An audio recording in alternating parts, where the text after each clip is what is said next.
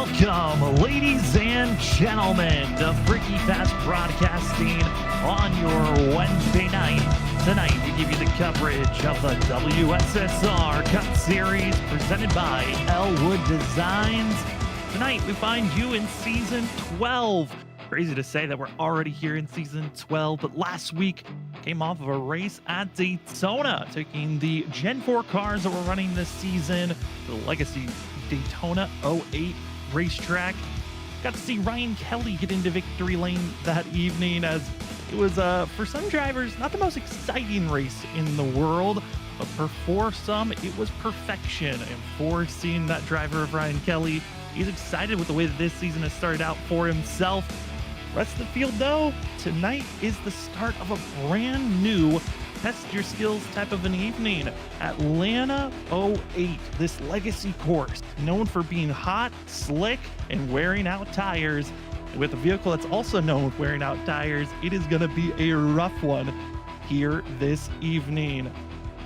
We're excited for tonight's race. It's going to be a little bit different here this evening. Reason why? Well, we're going to have to do a little bit of solo casting from myself, as our normal co-commentator, Richard Wolsifer, he's sick. Robert Moyer Jr., he's sick as well. His voice is kind of shot. So tonight, it's going to be different. I'm so used to having a co-commentator, so I can just ramp up as loud as I want and then crash down and take my breaks. So finding my rhythm is going to be kind of different. And as well for the drivers, finding their rhythm is going to be the key, as practice is coming to a conclusion here shortly. We're about to get into some qualifying action, as we will be seeing these drivers get ready, as we're going to pull up the weather and see how the track is going to be evolving here tonight. Yeah, there's our weather. Again, it's going to be a little bit different here tonight, as we've got our track temp going to be 96 degrees Fahrenheit. It will change as we move over to qualifying for a second. But this is going to be an interesting one this evening for the WSSR Cup Series, as it just ramped up out of nowhere up to over 103. Now we're back down to 92. That makes a little bit more sense, as the field, we were a little bit nervous for a second up in the booth. As qualifying starts, these drivers will have 5 minutes to get themselves set up for this race. For 5 minutes of qualifying, drivers will give given 2 laps to get their laps in. Whoever's got the fastest time after those 2 laps are completed will have themselves the pole, or be set wherever they are on the results page. As for us here this evening, race 2, Atlanta, this was one of the racetracks that was utilized during the off season. Curious on how drivers are going to see the differences of how it ebbs and flows as we ride on board and see what GT Rossari has to start this season off, as you see that chrome-like scheme, the 14. I mean, you don't really see schemes reflect like that usually. That is a great reflective red by the chrome. Usually you see that reflection during the nighttime, and with the cloud coverage over the track, it is certainly going to help this field out. Interesting note, heard from the drivers entering tonight, is the field is going to be running a little bit more of a unique style. Usually when you run at these 1.5-mile courses, it's get low, get down to that white line. But a lot of drivers say the fast lap is going to actually be running the top through 1 and 2, then through 3 and 4, running the middle. See who else can find that extra little bit of speed, as Vincent Sora currently top of the board with a 29.956 after his first lap. We'll see if that first lap is the money lap for some of these drivers. Some have found it on the second lap, some it was on the first. Currently, it's Vincent Sora, Joshua Kanata going to be your top 2, with Ryan Kelly in third. GT Rossari in the 14. Where can he place himself, as currently going to be 17th on the board, cross the line for lap number 2. Was looking for a little bit of a pickup, and it won't be there, as he'll fall now to 18th, as a couple of other drivers have found the extra speed. Alan Elwood going to be one of the next drivers out on track. We've got a lot of speedy drivers waiting to hit the course late. As with the cloud coverage over the track, they're hoping that we'll cool off the racing surface here into the second half of qualifying. As through the first half, it's Vincent Sora, Joshua Kanata, and Ryan Kelly are fast 3. currently, as Jake Nichols, who was going to be one of the favorites, he actually is going to be just missing out by 1/1000th of a second over Vincent Sora for the pole time. It's so close, it had to go down to the 4th digit to figure out if Vincent Sora was going to hold that time or not, and he will do so. Alan Elwood also trying to get some sneaky speed here for the 5 machine. We also got Larry Yingling out getting ready for his first lap. Well, as going to be seeing Brian McCann, John Forbes, all out on track. But for the 5, his first lap across the line was not quick enough for the top 10. It's back in 15th position for the 5 machine. Ethan Smith with a climbing a quick time for the 99. He'll be up to that 6th place position. Reason why it was 5th. Now the full time goes to the 7 of John Forbes. What a time by the 7 machine. Trying to go for some redemption after not grabbing the championship last season. John Forbes, what a time for himself, as Alan Elwood, after his 2nd lap, will bounce up into 13th position. But John Forbes, almost a full 10th, a little bit less than a full 10th faster than Vincent Sora and Jake Nichols. But will this final driver be able to steal the show? Larry Yingling, who's been quick here at Atlanta in the past. He's led those laps. He's also grabbed the pole in the past. Is pole calling his name here this evening? Not the case just yet. First lap going to be good enough for 4th place. A 29.965 for Yingling in the 67. Is it time for the 67, who ran with Ryan Kelly with an incredible pace, as the teamwork of both Kelly, Yingling, and Brian McCann was shown out last week at Daytona. Are they going to find the magic here for qualifying? Not going to be the case. The 97, just a 1 lap, and that's it, as he dumps out and goes for a practice into pit road. That will finish up qualifying with John Forbes taking the pole position here this evening. Congratulations to the 7 machine, grabbing a pole and starting the season off right. Forbes came away 2nd last week, and he will be the 2nd different pole sitter here this season. And Zach Hall grabbed the pole last week at Daytona, and now the 7 going to be starting out strong here this evening with that pole time here tonight. Well, the field's going to be entering from qualifying into a warm-up period. The warm-up period allows us to take a little bit of a closer look of how the season has been so far. And this season, again, only 1 race in, but it certainly can bring out a lot of great spots at the top of the season, starting at the Legacy Daytona at the 08 configuration. Then we head to Atlanta 08 tonight. Next week, we head to Phoenix before we have our Thanksgiving break. We're going to have 2 weeks off before we come back to start of December at Kansas. And then our 5th race of the season will be Sonoma, then Darlington for race number 6 before we have our Christmas as well, New Year's break, before we'll be back January 7th for 2026. Early half of the season, a lot of differing tracks. The drivers are going to have to maximize their speed, skill, find a way to handle this Gen 4 machine. It's always great to look at the past and see how it changes, but also excited for later half of the season when we get to the chase. Still a long ways until then, but we're going to move away from our schedule and move towards the points, where, again, we're expecting a lot of changes here. But after all of the finishes, points being grabbed, it's Ryan Kelly top of the board, with John Forbes 2nd, 3rd going to Jarrett Talmadge. But top 16 drivers going to be racing in the chase, and some of those bubble drivers to watch out for around that 15th position. Tied for 14th is Cedric Hunter, Isaac Reimer, and then in 16th at the cutoff line, Ross Tatum. Outside looking in, Chris Stitz coming off his win this past Monday in the Trinity Racing League. We'll see how much he can pick up here tonight. Also got Matt Meir, Ethan Smith, and one of the drivers, a couple of drivers to watch out for good runs, or expected to have good runs here tonight. Ryan P. Johnson, Shane Terrian, how well can they climb forward? Alan Elwood also deep in the field.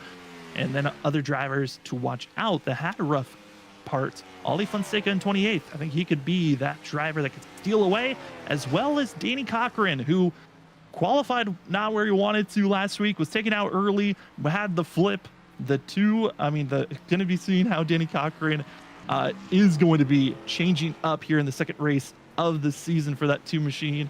Heard a lot of rumblings. Could be the driver to watch out for here tonight. Speaking about drivers to watch out for here tonight, we're going to take a look at some of our pick'ems as warm-up is still going on. One of those drivers want to say, watch out for is got to be Jarrett Talmadge. Again, talked about how this race was one of the off-season races that we had entering tonight. Well, Jarrett, he dominated that race, had a little bit of fun racing back and forth with John Force, but if there wasn't a little bit of just fun action happening, this 27 would have dominated that off-season race. Got a feeling he could be a driver. He can find his way up front, could dominate with protecting his tires. And, some other drivers to watch out for. I also want to give a huge thank you to Robert Moyer Jr. with joining us here this evening and doing all the production in the background, even though he's kind of lost his voice. I'm curious on, Robert, if you can make a slide pick of who you think is a driver to watch out for. And he's got Jake Nichols. No surprise, Jake Nichols, if you've been watching iRacing all throughout the community, Jake Nichols, every league he joins in, he automatically becomes the top dog of that league. He is a top 5 contender everywhere. And here tonight, just missing out on grabbing his first pole of his WSSR Cup Series career, just by 1/1000th of a second. Does he have the magic to grab his first win? Well, he's got a little bit of work to do so, as warm-up is slowly coming to a conclusion. We also have another driver to watch out for, Richard's pick, which Robert put in there. Cedric Hunter, how well will that 13 do? Well, I'm curious on that as well. Tire wear is something that we're going to be talking about all throughout tonight. Do you run the outside? Do you run the inside? Cedric proved this past Monday he's a driver that could have a chance to have a good run here tonight. And we'll see if that 13 can try to have a little bit of magic here this evening. Thank you so much, everybody, for joining with us. Again, a little bit of more of a unique, different broadcast than we usually do. Usually we're a 2-man crew working here at Freaky Fast Broadcasting, but everyone was sick, so we feel bad on that. But Richard, I love your pick of Cedric Hunter. We'll see how well he challenges everyone out there tonight.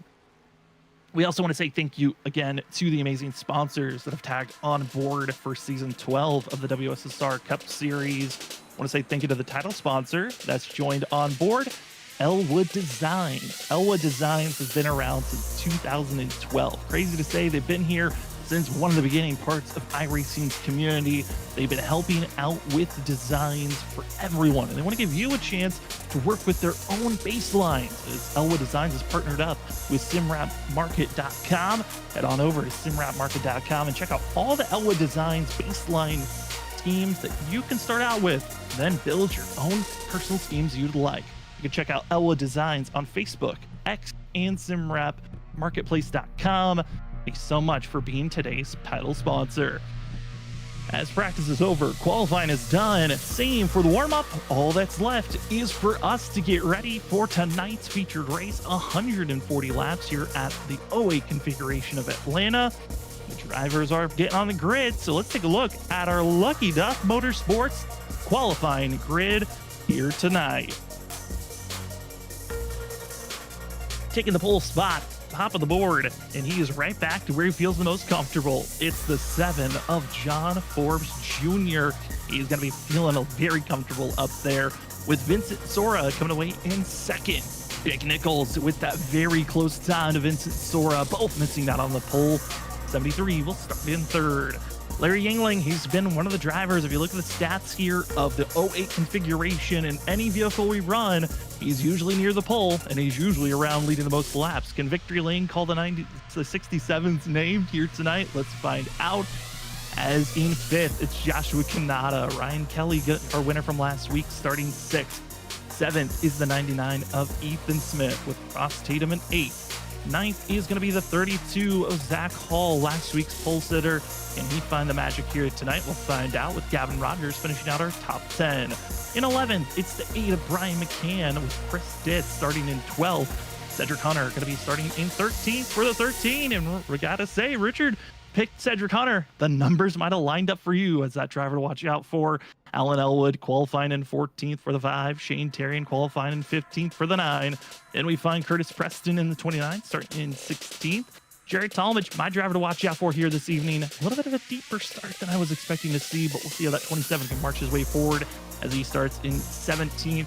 18th is the 2 of Danny Cochran. He's hoping to keep all 4 tires settled on the ground all throughout tonight. He'll start 18th. Ali Fonseca 19th. Chuck Sweeting, who had a very early exit after last week's race after he made contact with Danny Cochran, he'll start in 20th. So we'll see how well they mesh around one another. With Thomas Green in 21st. Douglas Newbigin in the 77 in 22nd position. 23rd is Matt Meir with Brian P. Johnson in 24th. Samuel S. Garcia in 25th with Ben Kinney in 26th. Going to be seeing Jan van Aller going to be in 27th position for the 10 with GT Rezari in 28th. Brian Noel in 29th. 30th going to be the 94 of Travis Everett, and Danny Ware finishing out our 31 drivers here tonight. 31 drivers. We want to say again, thank you to Lucky Duck Motorsport, 2 tags on board. They bring in so many different drivers throughout the leagues that they race in, as well as they try to promote all the amazing charities that they're a part of. Go check out all the charities that you can if you want to pitch in and help with at tiltify.com, one of the major places that Lucky Ducks loves to promote. You can also hear about all the charities that Lucky Ducks is a part of on their social medias, on X at @VRLuckyDucks, and on Instagram, Lucky Duck Motorsports. For the drivers up front, get ready for action. We've got 140 laps of racing here this evening at Atlanta 08 configuration. There's no fast repairs, there's no stage break, but there's 4 extra sets of tires in pit road. When do you want to use them? We'll find out. Pace car into pit road, drivers into the restart zone, and let race number 2 of the season begin as we watch the drivers up front. Going to be seeing John Ford, Vincent Sora with the roar down into turn number 1. Already looking settled up front. 2x2 all the way through. A little bit of 3 wide in the middle of the pack as they exit out of turn number 2.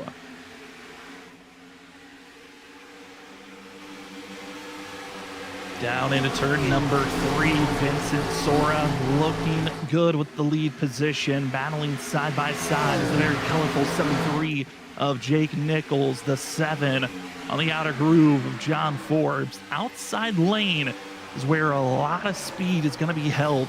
The question throughout practice was, how often are you willing to stay on the outside? Vincent Sora going to be trying to stay up to that wall, but John Forbes kind of forcing the issue for him to stay up there. A lot of battling happening back around the 6th, 7th, and 8th position, but we hop on board in a sense of what these leaders are feeling. Currently, this race is all about track position early on. Find your spacing, but a big factor you have to watch out for is looseness. If you're hard and aggressive on your tires, you're gonna feel like you have to seesaw on the wheel all throughout the run after the first 10 laps. After 15 laps, even if you're protecting your tires, it feels slightly out of control, and it's going to be a fight all night long to make sure that your tires are pointing straight, or at least the vehicle is moving in the right direction. Here's the 5 machine of Alan Elwood, already going to be up 5 positions from where he started. Danny Cochran, the biggest mover so far, already up 12 spots from where he started in just 4 laps. The 2 not waiting for anyone except for himself. He is just ripping his way through the middle of the pack and just saw an opportunity to move forward, and he is not waiting for anyone else to tell him to stop moving, going forward, as Danny Cochran right to the inside and muscling his way past the 1 of Gavin Rogers. All drivers trying to get in line as quickly as they can, and you can already see our top 6 doing so, battling back around 8th place. But here's all the action just outside of our top 20, and it is just a gaggle of cars, high, low, anywhere you can find space. They're just fanning out.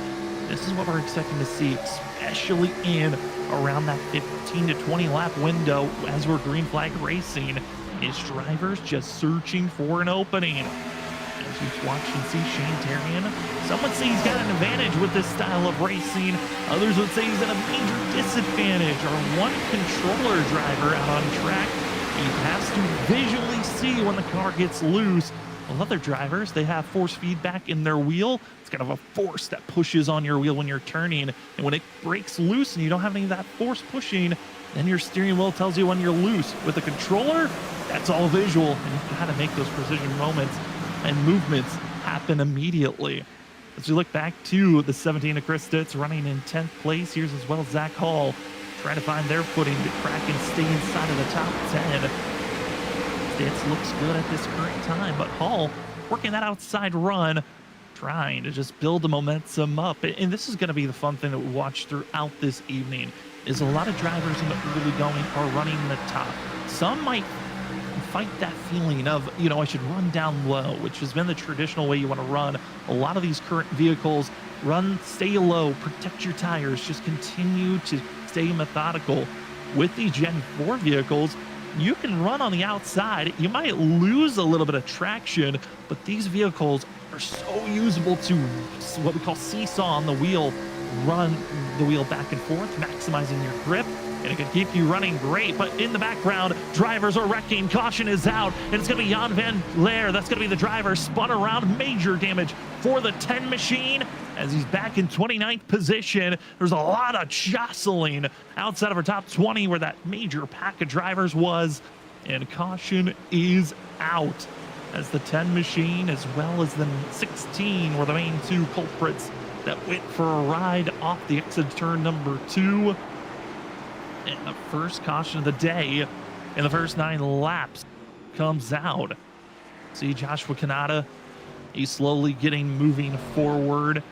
Also the 10 machine, but it looks like for Jan, it was a lot of contact for both. It was actually 2 separate incidences that kind of blossomed up. Here's going to be the Joshua Kanata contact that was going on between himself, Thomas Green, as they were kind of going down into turn number 1. 16 is going to get pushed up slightly to the outside, trying to find that speed, but gets over the limit, brushes the wall, more contact being made, and as he stays in the wall, going to be seen Jan in the 10. He gets clipped, tossed around, and right in front of the 16 machine. Jan with no front bumper. You hate to see that for the 10 Tide. As here's how his run went awry, and it started before this, as he's going to get contact entering the corner from the inside of Matt Meir. We're not going to see it here in this camera view, but actually we do. Matt Meir just driving up and making contact with the 10, and he's already feeling discomfort from that just one contact, then trying to move away, and slight contact and bumps from the 00 of Noel, and there goes the 10 machine and the 16. Our first caution of the day coming out in our first 10 laps. As a couple of drivers going into pit road, going to get some damage repair, check on their tires, maybe top off on fuel. Looks like it's going to be a fuel pit stop run for Chuck Sweeting, a little bit of damage repair for Joshua Kanata. GT Rosari also just taking a look at what the damage is like. Also going to be fuel packed in for Travis Everett. Damage repair, though, for Brian P. Johnson, Curtis Preston, and Jan van Leer, who are both going to be getting their damage repair from their contacts. We'll see how long the 29 is going to be staying in pit road. As Brian P. Johnson, I'm going to have to take another look at his pit stop because he was in there for 14.5 seconds, which is usually the call for tires. And yes, it is. Tires will be put on the 28. So a little bit of a short run we got to see there for 9 laps before our caution coming out. We'll see what fresh rubber works for the 28 machine. He'll start all the way down in 29th position. Will he march to the front quickly, or will it take a little bit of time? Like I said, one of the fastest movers so far, the 2 of Danny Cochran, already up to 4th place. He was cruising for the 2 machine, who qualified back in 18th position. He will now be in row number 2 on the outside. That black and red machine is looking mighty strong here in the first couple of laps. Thank you so much to everyone that's joining with us here this evening. Yes, you are only hearing my voice, Sam Dyer, as Robert Moyer Jr. as well as Richard Wolsifer, both under the weather. Robert Moyer Jr., we appreciate the fact that he is still running productions here tonight, as we've got ourselves 130 laps still to go here tonight. Most laps have been led by Vincent Sora. John Forbes able to poke his nose ahead for a quick moment at the time of caution. We'll see how long that 7 can keep that lead position, or will we see someone else emerge here? And as they were protecting their tires, field gets set, get ready. We're about to go back to green flag racing. It's the 77 of Douglas Newbegin having a little bit of a jump on the apron as he stays low. Rest of the field gets ready to enter the restart zone. Pace car into pit road. John Forbes, Vincent Sora, get ready. They roar down into turn number 1. Douglas Newbegin, the 77, will head to pit road to get service done for himself, but it's going to be side-by-side racing up front as they take off and go for the 7 in the rest of the field. Off the exit turn number 2, a little bit of brush to the outside wall for John Forbes. Danny Cochran trying to force the issue as Douglas Newbigging. It's going to be a start and park for the 77. He has left the server. Unsure what exactly the issue is. We'll continue to try to look and see what his reasoning was for backing out, as up front, top 5, top 6, all in line, but Vincent Sora continues to march on the outside wall with that Category 5 esports machine. John Forbes, his new branded number 7 Lucky Duck Motorsports team, part of the Team A group. John Forbes, it's so odd to see him in a different color. We've known him to be in the 11 or even in the 1 for most of his iRacing career, and seen him in the number 7, a very iconic number for Lucky Ducks. It is just bizarre. I think it's going to take a little bit to get used to here on the WSSR side of things as we hop on board with the 2 of Danny Cochran. That's the number that we're used to seeing him in, and putting a lot of pressure on the outside as Danny Cochran get a sense of what it's like as he continues to run the outside right over that outside seam, then marches down to the middle seam, trying to carry his momentum, putting his foot in the throttle, trying to find a way to get by Jake Nichols in the 73. That's just they playing very patient. Finally able to clear into 3rd place is Danny Cochran, but he wants to stay on the outside, getting very close to the rear bumper of the 7 of John Forbes. And drivers have to be careful. There's been a trend, kind of a phrase that's been thrown around, known as arrow griefing. So when you get onto the back bumper of the driver in front of you, the closer you get through the corner, it actually can loosen up the rear end, or just loosen yourself, as Danny Cochran gets a little bit sideways there off the exit of the corner. But if you get too close to the driver in front of you, it can loosen up the rear end, make them lose a lot of rear end grip, and make them spin around. So drivers got to be careful when you are getting super close to one another, not to just wreck yourself here tonight. A couple of drivers deeper in the field having some troubles for themselves, one of those being the 98 of Ben Keeney. It looks like he might have got a contact lead as sent him back to 20th position, but here is, speaking about 28 machine, here's Brian P. Johnson taking a gamble under that last caution, deciding to take 4 tires and fuel. Hasn't moved up as aggressively as I think we were expecting him to, but he's trying to find a way to work on the outside to get by Ali Fonseca as well. Find a way to get by Matt Meir. Everyone wants to run the outside. That's where a lot of speed's at, and it's kind of causing a little bit of a jam at this moment. A little bit of a traffic jam as drivers are not able to really maximize their speed fully for some. As Johnson gets by Ali Fonseca, now we'll duck to the inside to get by others. But this is a search of where is space, and looking at it, I mean, everyone, a majority of the field already to the outside wall. I think this is kind of a shocker of, we knew that's where the pace was, where everyone knew they were going to be the fastest, but to see majority of the field running in the middle or outside, actually showing no one really cares about their tires as much as the big slide by the 31 of Thomas Green. Huge save for himself. As we're watching the 13 Hello Kitty machine of Cedric Hunter. He's close to that outside wall, the 31. Got to be careful as here we go. The fresh tires of Brian P. Johnson now erupting inside of our top 20, about to be climbing into 15th position. And just the back and forth in the middle of this field as everyone is searching for their comfort spot. As up front, I'll watch a little bit of this battle for the lead. Reason why, John Forbes, Vincent Sora, they're right back to side-by-side action. And if they continue like the side-by-side racing they've been doing, this could give a chance for the Alan Elwoods, the Brian McCanns, the drivers that are watching the duel happen ahead of them. They'll be able to emerge here in the next 5 to 10 laps to maybe close in on this gap. One driver, though, that no longer a part of the top 3, Danny Cochran, has fallen to 4th. And I think the aggressive driving on those tires could be backfiring at this current moment for the 2. We'll continue to watch and see what his movement looks like for these next few laps as John Forbes outside up to the wall, able to take the lead over Vincent Sora, who will fall into 2nd place. A little bit of contact going to be made to the outside wall. I believe that's the 8 machine of Brian McCann. is going to lose a position with his duel with Alan Elwood for 5th place. As everyone's side by side, sliding back and forth. You're trying to find enough space on the track where you can slide and not just overcorrect your vehicle right into the outside wall. But that's a tight squeeze by the 8 machine and the 2. Got to make sure that you give space for yourself to kind of pinch and slow a driver down, but also allow them to save their vehicle if they lose and go out to the outside wall or even slide in front of you.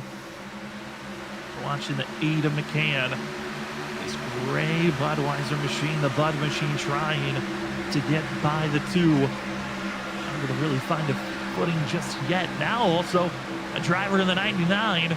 That's Ethan Smith. Now I was curious on what type of a race we were going to find from Ethan. Known for running good at the smaller concrete courses, but here tonight, seeing an opportunity, seeing a moment into the 99 of Ethan Smith, dashing his way into 5th place. Now Brian McCann seeing without the inside lane worked for a moment there. He'll try to follow the no contact. Ethan Smith goes around into the grass. We stay green for now, but he lets the 99 drift up onto the racing surface. Caution is out. And that will be our second caution of the day.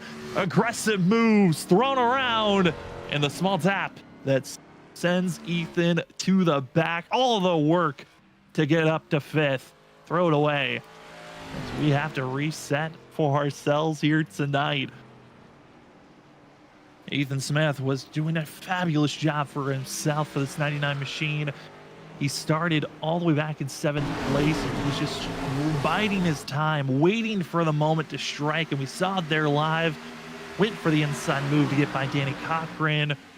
And just that huge wiggle. I mean, that is one of those moments that you're just happy that the 2 saved his machine, didn't wiggle down in front of the 9. But Brian McCann got a little bit fed up of waiting.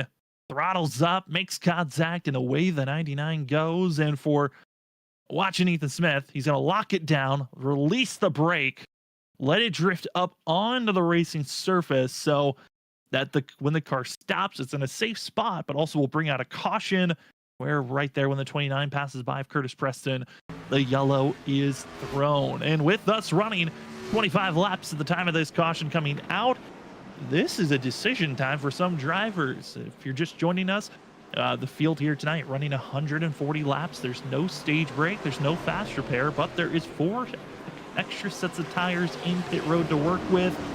Do drivers want to take a set now or later?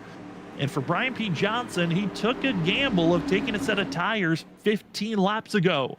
Curious for the 28. Does he take a set here or not? Everyone else that is pitting has yet to take a set of tires. Expecting everyone 4 tires and fuel. Or will someone take a gamble of 2 tires for track position? Let's find out as everyone gets into their box. Don't want to slide through it. Want to hit your marks. Come to a complete stop. Get your service in. Go. As it looks like for the 16 of Joshua Kanata, missed his box. Had to just drive through pit road.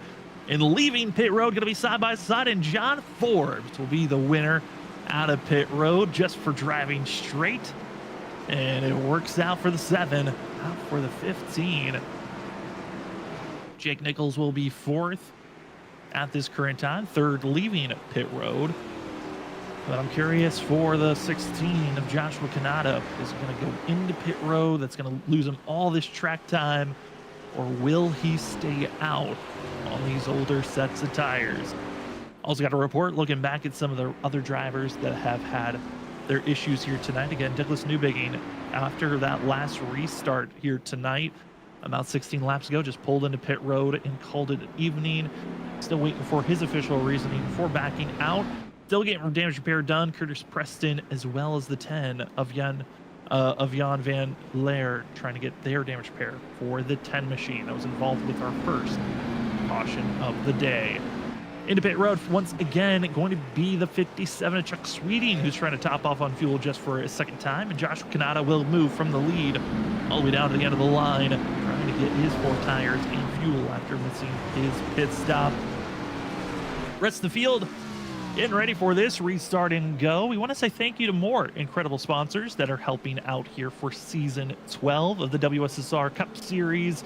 Returning sponsors that have been here for the past couple of seasons. We want to say thank you to GTR Simulators, head on over to GTRsimulators.com and go check out all the amazing rigs that they have, from stationary rigs to portable movable rigs that you can have in your house.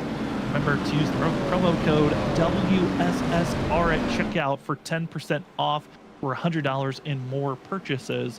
Again, that's GTRsimulators.com. Don't miss out on your chance to upgrade your rig and race like the pros.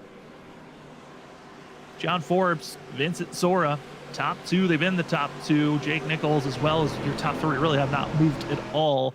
Starting to see a little bit of rumblings of new drivers behind our top three. We'll see how it changes up with 4 tires and fuel. Who saves? Who goes more aggressive? As green flag is out in the air, it's going to be seeing the top 4 side by side on top of one another. John Forbes, big dash, trying to already be ahead of Vincent Sora, who's expecting the big run off the exit of turn number 2. But it's Jake Nichols keeping it 3 by 3. Driver spinning behind. That's going to be Matt Muir, who brings out the caution, and Nichols takes advantage with his inside move, has the lead position, and Nichols should have the top spot at the timing of the yellow. But Matt Muir, the 72, going for a slide off the exit of turn number 2 as drivers on fresh rubber.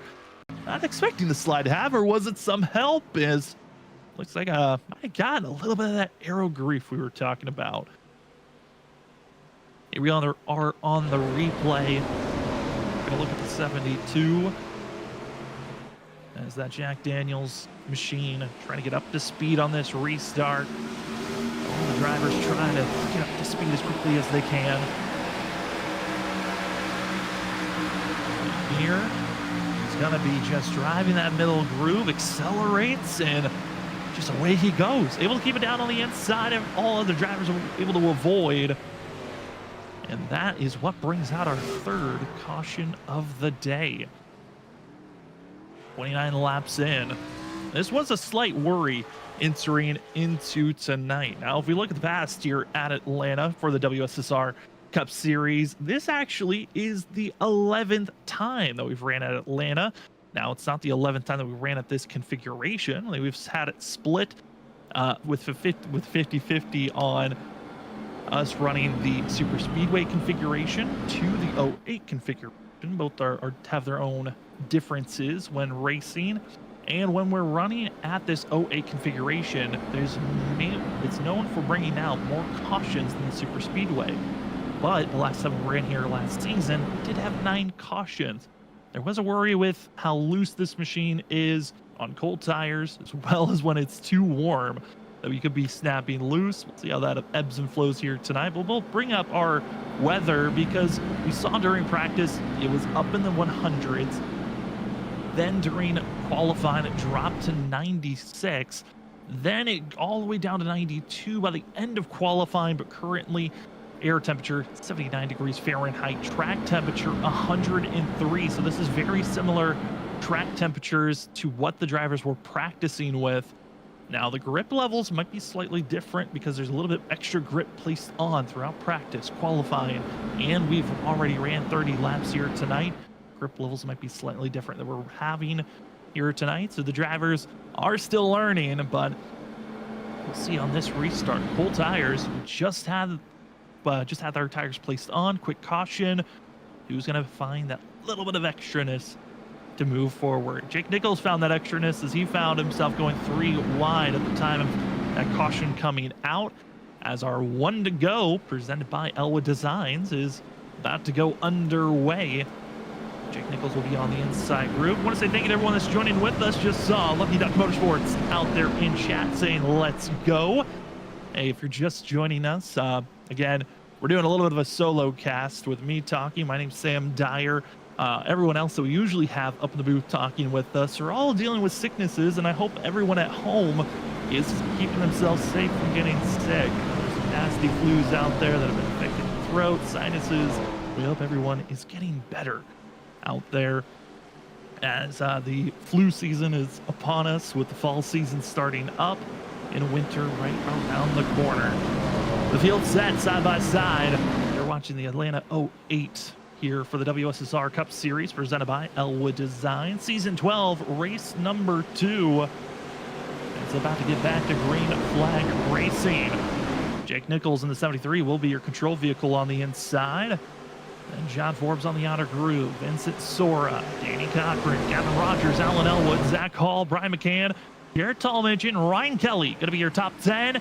Green flag is back out in the air here in Atlanta, and it's Nichols. And it's going to be seen, that gradient orange to yellow with all the detail of purple just marching his way to the front.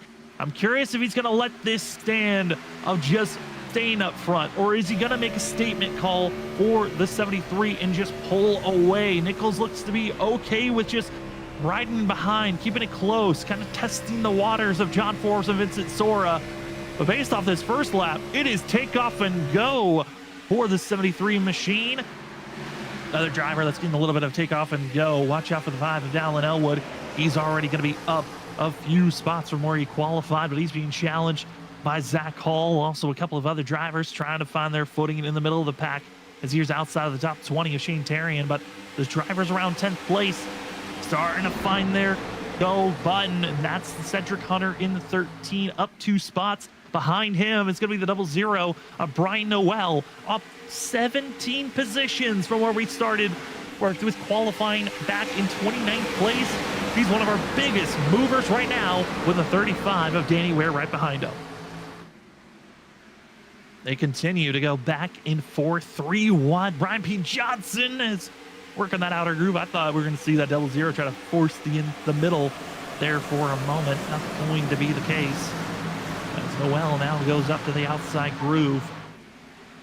Well, will not go to that third row just yet. It continues to just settle behind the 20 of Brian P. Johnson, but Johnson took a gamble of taking a set of tires back at lap 7 of this race.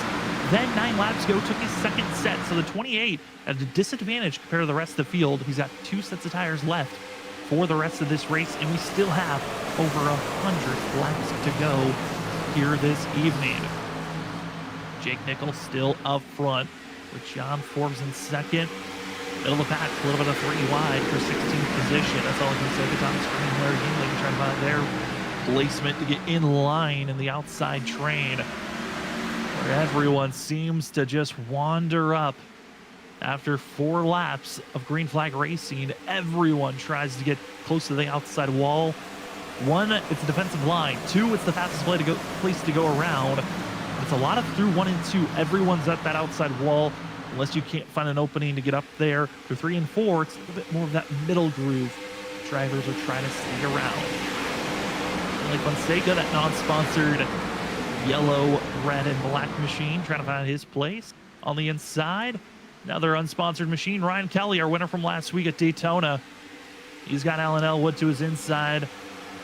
5 machine, Simrap Market, looking good. And trying to continue to move forward for the 5. Alan Elwood, though, was up for 5th. Now has fallen to 10th place.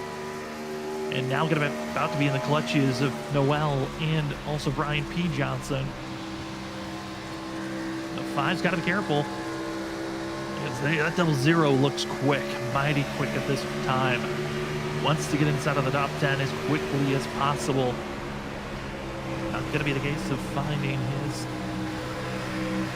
real big moment here just yet. But 3 of Ryan Kelly. He runs the middle currently. This has been one of those races where you just have to find your settling point. A lot of these cautions that we've had so far have been drivers that are just kind of getting a little bit too close to one another. Lack of awareness, kind of makes contact. And the balance of saving your tires or be aggressive. It seems like those that are being aggressive have been rewarded a lot more because of the timing of these cautions being almost every 8 to 9 laps. Brian Noel, Brian B. Johnson, the Bryans, side by side, battling for 10th place. Other battles in drivers that have made some big moves. Looking at outside, Danny Ware, 35 machine. I am honestly shocked at how well he's moved forward. Started all the way back in last place. Wasn't able to set a time. And up 17 positions as he has Thomas Green on his back bumper. as Danny Ware trying to make his, kind of just trying to find his placement in the league, because we really weren't sure where a lot of these new drivers, some of these rookies, where they would be placed. Are they going to be big threats like a Jake Nichols? Are they going to be just in the middle of this field in the madness that usually the middle in our 10th back to 25th is? We also, instead of just rookies, we got returning drivers in Chuck Sweeting in the 57. One of those drivers returning in the early days in the first 2-3 seasons of the WSSR Cup Series. Chuck Sweeting, known for having great fuel run strategies that would get him into victory lane, would have times of being one of the fastest drivers out on track. Here this season, with the emergence of so many drivers growing and becoming so much faster, we weren't sure if Chuck was going to be that fast and quick. Looks like here tonight, Chuck's going with more of a strategy call of fuel and tire saving as he settles back in 29th place. All the way back in 30th, last place running, it's Curtis Preston. He's been dealing with a little bit of damage. He's been collected in most of these wrecks. He's gotten to the outside wall a couple of times. The speed's not there, as he's about 0.3 off of Jake Nichols, our fastest driver out on track currently. And just watching everyone battling ahead of him. Want to move up to the battle for 20th position. Ross Tatum, GT Irizarry, they're starting to go back and forth. 20th and 21st position. We also have the 16 of Joshua Kanata in his Subway 16 Greg Biffle throwback. I think that's the fun thing about whenever you've got these Gen 4 throwback cars, is drivers willing to bring out the throwback schemes. You saw those sparks of these Gen 4s just scraping the ground, heading into the corners. A little bit of bottom outing. We got also Ethan Smith in the 99. That's kind of our second caution of the day.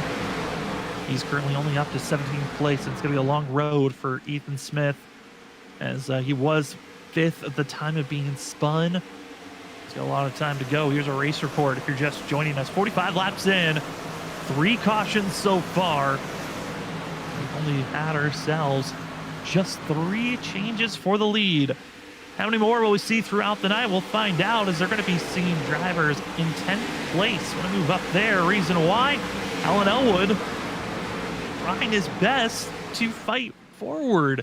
Excuse me, that was actually for 13th place where the battling was happening. The 5 machine, he's fallen outside of the top 10 and about to fall close to 15th position if he's not careful. I am shocked to see this by the 5 machine. I thought he was going to be a top 10 contender, but it just looks like the tire wear factor of this race. 20 laps in, and he is still either in save mode or just feeling too uncomfortable to keep up with the pace of those that are inside of our top 10. As Ellen Elwood, Thomas Green side by side. Have Cedric Hunter behind them as well, with Danny Ware and Brian Noel. Noel, he has fallen back outside of that battle for 10th place. On top of it, as looking at the rest of the field, it is still Jake Nichols up front. Since the restart, I've been seeing the fact of, I'm curious on the 73, is this going to be just a waiting game for himself? And it looks like the waiting game is done. That's last restart. When he got the lead, he didn't look back, and he continues to push forward. Well, 48 laps in, we still have plenty of racing action to show you moving forward, as we're going to take our first commercial break of the night. We want to say thank you for joining with us here on Freaky Fast Broadcasting. You're watching the WSSR Cup Series presented by Elwood Designs. Season 12, race number 2. It's all been Nichols since our last restart just about 20 laps ago. Who's going to catch him? We'll find out as he continues to roar on. Been quick for himself, as we also have the rest of the field. Are they going to find the speed, or will they have to wait for strategy? When will pit stops happen? We'll find out as we go side by side, so you don't miss a thing. We'll be back right after this.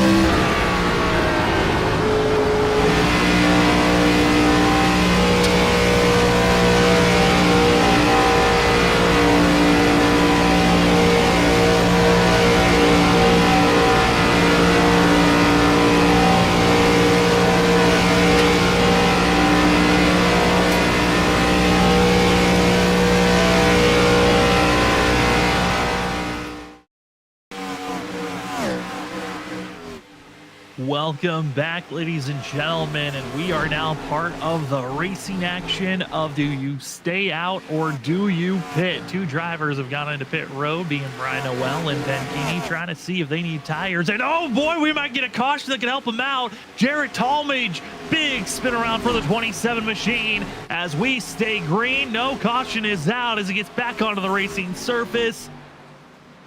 And I was just about to make the statement that these drivers went from racing on asphalt to then on ice under that commercial break as everyone has been losing grip. And in a blink of an eye, we go from pit stops to caution as Brian Noel able to get his pit stop service done. He'll take the wave round for himself. But here is what got the 27 spun around. As it was all battling happening for 4th, 5th, and 6th position. Ryan McCann watching in his mirror as Danny Cochran, Talmadge side by side off the exit turn number 2.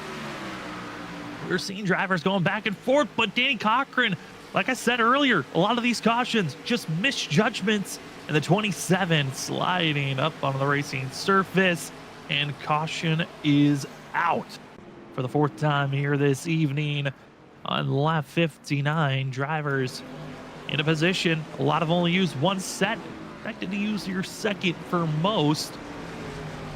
But will anyone stay out? Brian P. Johnson, he's going to be in the worst position because of the taking of tires on lap 7.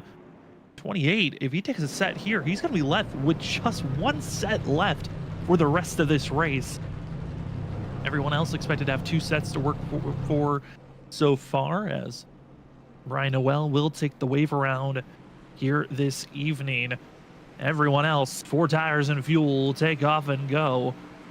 And the race off of pit road going to be won by John Forbes in the 7 machine. Vincent Sora, Jake Nichols, Ryan McCann, Zach Hall able to move up into 5th place with Gavin Rogers, Danny Cochran, Ryan Kelly, Thomas Green, and Danny Ware. Jared Talmadge falling all the way down to 27. It'll take a bit of time for him to get back up front, as the rest of the field taking off and going has been the theme of the night. Been a lot of drivers going back and forth. Well, I'm curious on his thoughts on taking tires or not. Let's go talk to the 28 machine of Brian P. Johnson, running 12th currently. Let's see how his race is going so far. As we try to queue up the 28 machine, Brian P. Johnson, it's Sam up in the booth. You got me? I sure do. Well, Brian, you took a set of tires early in this race at lap 7. We saw you take another set here. How are you feeling confidence-wise with the lack of sets you have compared to the rest of the field so far here tonight? Not good. I'm down a set of tires, and my speed kind of sucks. So we'll see what happens here, but I don't expect it to be anything good. Are you expecting at some point, if there's a later caution, that you're going to have to just stay out with old sets, or are you just going to use all that you got every single time? I mean, hopefully something happens and I can figure something out with the tires. But yeah, I mean, at some point I'm not going to have any more tires to put on, so I'll just stay out and do my best not to wreck the field. Well, good luck out there, Brian, and it looks like it's been a handful. Good luck. Thank you. As that will be the Category 5 esports driver of Brian P. Johnson. And like I said, he's only got one set left. That's what we've been calculating and looking on. And he will start 12th with the only 80 laps to go. We need at least a 40-lap run, and then maybe a caution could come out for Brian. But this is going to be a tough end of the race for that 28 machine. Rest of the field, they still have 2 sets to work with. We'll see how they want to manage their tires as pace car is off. Restart zone is here. And John Forbes Jr. leading the charge on the inside with Vincent Sora to his outer groove. Jake Nichols in that 73 as well going to be following. But Brian McCann, big slide for the 8 machine on the outside. As everyone else roaring off the exit of turn number 2. It's the 7 and 73 drag racing their way down into turn number 3. Jake Nichols taking the opportune, able to just keep his foot in the throttle. Shorter distance, he keeps it side by side off the exit turn number 4. And the 73 going to lead that lap, and just showing there is a lot of strength with fresh tires on the inside. Outside will be the faster way to go later on in this run.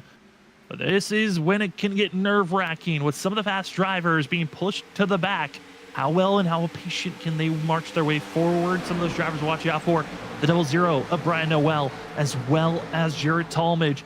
As you see the battling of drivers outside of our top 5, it's Brian McCann, Alan Elwood, a little bit of a squeeze with last season's champion, the one of Gavin Rogers on the inside groove.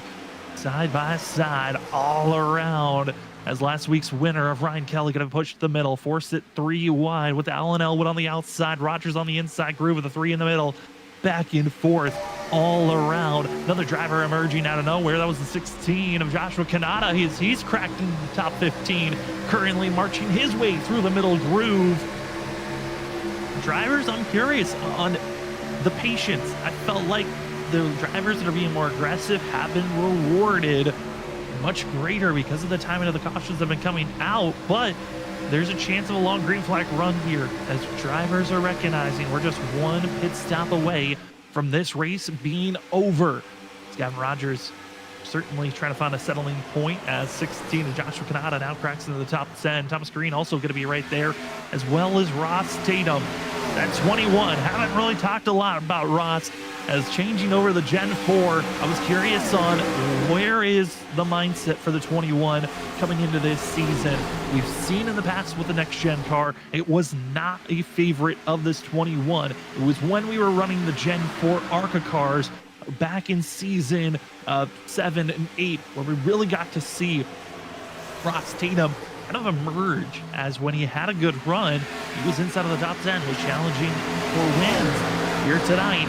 Currently just outside of the top 10, running with Thomas Green, Cedric Hunter, trying to get this Christmas looking scheme up into the top 10 as quickly as possible and having some fun. Good to see Ross running well here this evening. Looking throughout the rest of the field, the battle for the lead, it's still Jake Nichols in that top position, Vincent Sora in second, John Forbes in third. And the 7 machine watching his competition. That last run, Jake Nichols really pulled out to a gap quickly and held on to over a 7/10 of a second lead over the rest of the competition. This go around, about 2/10, almost 3/10. Gonna be the gap, as it's not as ballooned out as it once was on that initial takeoff and go, 2 restarts ago. But I'm curious for Vincent Sora, John Forbes, how do you want to retaliate on a driver that looks so quick? One driver who's redeeming his race, Matt Meir, back in 16th position. We saw him go for his self-spin out on 3rd caution of the day. And right in the back bumper of the Hello Kitty pink machine with Cedric Hunter. Also seeing Ali Fonseca in that red, black, and yellow machine. The sponsorless machine. Trying to make that outside lane work, as well as Ethan Smith. He's about to be into the 16th position. And this 99, I think he's one of those drivers I'm excited watching him slowly, methodically taking those spots away as we finish up a nice lap 69. It is drivers getting ready for these final half of the race. First half is done, and with all the drivers on top of one another, picking and choosing, well, let's see if this thing still works, and we'll see if we can find ourselves with a crank it up, get a sense of what it's like with the field, these drivers on top of one another, and the roars of these Gen 4 machines at Atlanta. Enjoy a little bit of a crank it up moment.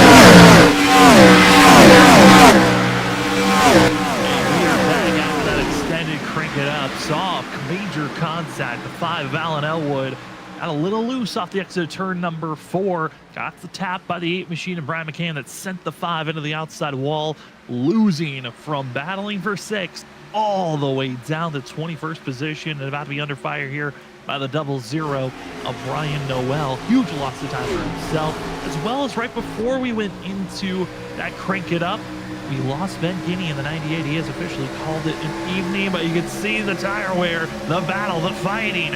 All these drivers seesaw on their way and just drifting off the exit of turn number 4 and 2. Get a sense of what the 5 machine's been dealing with that has kind of accelerated this loss of time. A little bit of movement back and forth off the exit of turn 2, slightly counter steering off the exit of 2, but it's really here through 3 and 4. Trying to keep yourself off that outside wall where you're trying to maximize your speed. You're putting every single lap these vehicles on their limit. Not as much as aggressive moment there. Reason why you've got yourself a 14 trying to go through the grass to make the pass. As GT Rizari has to back out of that one. You also have Travis Everett all outside of our top 25.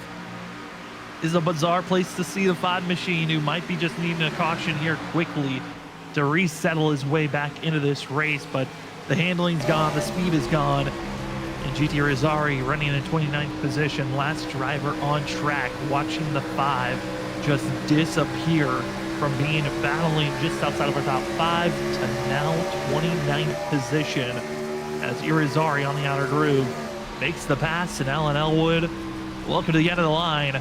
You've got a lot of work to get back up front, but there is still one pit stop left before the race is over. The question is, will the pit stop be under green conditions or will it be under caution? And a few drivers, I think, would prefer this race to be under a caution, and some would like it to stay green. Vincent Sora, John Forbes, they continue their duel back and forth, but new emergence for the top 3. It's the 32 of Zach Hall, able to get by Danny Cochran. And now for Hall, he has now found himself in a spot where he is fighting to go forward. This is great to see for himself at this time. Just getting into the top 5. What a run here for the 32. Looking at some of the other drivers that have been making some big marches forward, I think we really documented pretty well on Danny Cochran, up 13 spots from where he started. Also up 12 positions. Thomas Green, who's in 10th place, and Ryan P. Johnson started in 24th. He's up 12 positions. A couple of drivers that have lost, I think, bigger positions than I think we expected. Back in 19th place, Larry Yingling.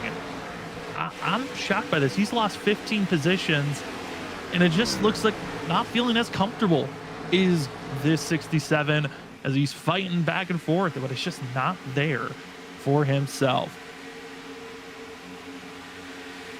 As the field continues to race on, duel for second, a couple other positions. They just wait for when will we see this next potential of pit stops or caution coming out. As Danny Cochran kind of want to ride on board with the 2 for a little bit, see what those hands are like for the Larry Art Productions 2 machine, because he's counter steering quite a bit off the exit of the corner, and I'm not surprised by that. Danny has been very aggressive these last couple of runs, trying to keep his foot in throttle and go forward, but you saw there even through the tri-oval, trying to counter steer to make sure that that steering wheel in this vehicle gets through the tri-oval, even with all that looseness, just fighting back and forth, what we like to call a seesaw action, kind of just sawing at the wheel. And I'm hoping for a lot of these drivers that they didn't do an arm workout before this race, because they certainly are getting a workout right now, trying to keep these cars under control and maximizing their speed, trying to carry all the momentum. But it is very much a losing battle for some, as now we're going to go see the battling for second place. It's John Forbes, Vincent Sora, Zach Hall. They are still on top of one another. Zach Hall looking to be pointing his way forward to try to go for this pass for third place. And I'm looking at Jake Nichols, and he is gone. 2.5 seconds practically away from the battling for second place, as Hall is almost there for third. Lost some traction off the exit of turn number 2 and 4. He'll have to reset before he can try to attack to get by Vincent Sora. But here's the difference between Hall and Danny Cochran, 4th and 5th position. Now 4/10 is off the exit of the corner. Hall had the better release. allowing him to just pull away from that 2 machine. 85 laps in the books of 140 for race number 2 of season 12. Again, we've said our thank yous to so many sponsors out there. Thank you so much to our title sponsor of Elwood Designs, as well to Lucky Duck Motorsports being our grid sponsor.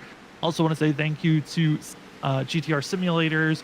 If you're looking for trophies, though, with the fact of fantasy football in the middle of the season, maybe you're thinking about, hey, we don't have a trophy yet for fantasy football, or maybe you're into sim racing and you're wanting to get a capture of your winning moment to put on the wall. Well, we've got you plenty of different championship trophies, belts, rings, and metal plated images that you can have for yourself from Trophy Smack.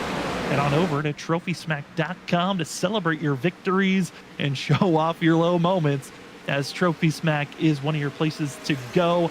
Remember to use the promo code WSSR Smack at checkout to get 10% off on your wall smack purchase from Trophy Smack. Your wall smack is a metal plate that you can put on your wall with their wall safe magnet mounting system, or on your shelf or desk with their stand. Head on over again to Trophy Smack and use that promo code WSSR Smack for 10% off on your wall smack. Thank you so much to Trophy Smack. Also want to say thank you to another trophy provider that also can get you one-of-a-kind pieces for your iRacing gear. Head on over to simprecisionprints.shop. Sim Precision Prints has been the trophy provider the last season for the WSSR Cup Series, as Matt Meir to Talmadge, Cedric Hunter, side by side, wiggling all around. But Sim Precision Prints, if you head on over to simprecisionprints.shop, use the promo code WSSR at checkout for 10%. You will get 10% off on any order $50 or more. Sim Precision Prints, precision prints, performance delivered, to get your 3D printed one-of-a-kind pieces or iRacing gear. Thanks so much to all the incredible sponsors that we have hopping on board for season 12, as Matt Meir, as well as many of others, we're 30 laps on this set of tires. And we've seen when we go into these long green flag runs, this is where we were at when we brought out our last caution, where Talmadge and Danny Cochran made contact. And as well, there were about 5 other cars that were just sliding around like they were on ice each time they exited the corner. Even through the center of the corner, the field is in a spot where if you don't have grip, you're going backwards. But if you've saved, you've waited, this is your time to pounce. And for Larry Yingling, you'd hope that this is your time that you can finally accelerate and go forward. But Jan Van Blair is in trouble in the 10. He's wiggle wobbling his way through that front stretch. I've seen the quad oval just as dangerous as the exit of the corners for these drivers. But can we stay green is going to be the question for these next 5 to 10 laps. Because that is going to be the question of, do you pit in the next 10 laps? Split this stint in half. It was around 30 laps into a run where we saw Brian Noel as well as Ben Keith go coming to pit road or not get their services done. If we see that same strategy, or is it push it as far as you can? I know for Brian P. Johnson, he's staying out there as long as he can to make sure that that last set of tires is as fresh as they can be. While the rest of the field, they still have 2 sets of tires to work with before this pit stop. They've got options. Pit early, pit later. I would say for the strategy call, pitting later is going to be better because of the unknown of if a caution blossoms, you're going to have the track position compared to those that pit and might go a lap down and have to take that wave around. Over the radio, though, it seems like a couple of drivers trying to communicate, let's give some space. We're getting out of control, and into the wall goes Johnson. Just a lap prior, it was Stitz behind the 28 that got into the outside wall. If you're on the outside, that wall is calling for you. You better be careful. As each time we go around this course, it just gets slicker and slicker, and you're about to just use the wall as your guiding way to get around this track instead of using the tires to get around. As Yingling drops to the inside, trying to get into that next position up to 17th place. And for the 67, it looks like finally his tires are emerging to be quick. Stitz able to get to the inside of Johnson, who is falling backwards quickly. Larry Yingling watching in his mirror. All the threats, all the challenges. I'm looking at some of the other drivers that are out on track up front. Not a lot of movement instead of our top 15. A lot of the passes happening from 15th on back. As we hop on board with Chris Stitz, get a sense of what it's like for him out there on track. As we've got his steering wheel up, I'm curious if we can also pull up the weather as the drivers, again, 35 laps on this stint of tires. The track hasn't changed too dramatically. We're still in a pretty similar spot. Air temperature is now up to 80 degrees Fahrenheit. Track temp still at 103. The wind's been staying pretty stable. The thing that has changed a lot is the amount of grip that's been placed on this track. 29 drivers have been out there for this whole 29 laps. That grip level could be making things a little bit slippier on the outside as this run progresses on. When do you make this green flag pit stop? Brian Noel going to be the first one to pit this previous lap.